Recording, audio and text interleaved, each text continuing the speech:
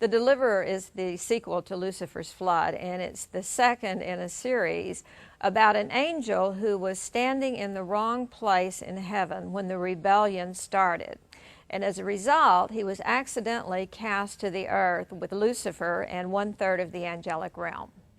People who have read the script have said that it is one that will make you laugh, it may make you cry, but if nothing else, it will make you see the relationship between God and humanity in a different way. The angel is a being of low self-esteem. He has a great deal of difficulty making decisions. When he is cast to the earth, he feels that this has been an unfair deed done to him, and he wants to try to make his way back to heaven. His job on the earth is to report to Satan what's going on and try to predict what God is likely to do next. But in his private time, he's gathering evidence in hopes of getting before the heavenly court to make his way back to heaven at some time.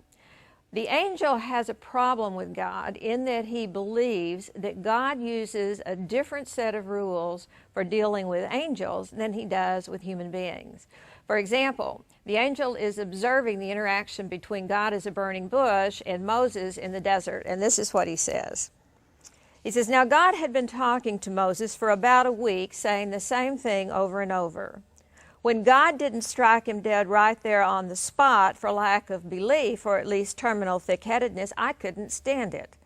It was probably a good thing for me that I was stuck in the sand, because if I could have gotten up, I would have risked my life to get in front of God just to ask him a few questions of my own.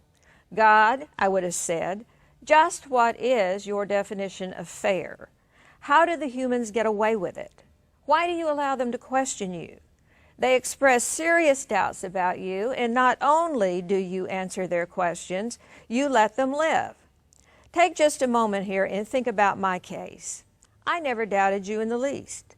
I had one fleeting moment of uncertainty, a simple question for clarity's sake, when the rebellion started. Do you think I would have followed that maniac in his self-destruction if I had been allowed just 1 minute to think things over? Why do you allow the humans to do what you would not allow the angels to do? Question you. How is that fair?"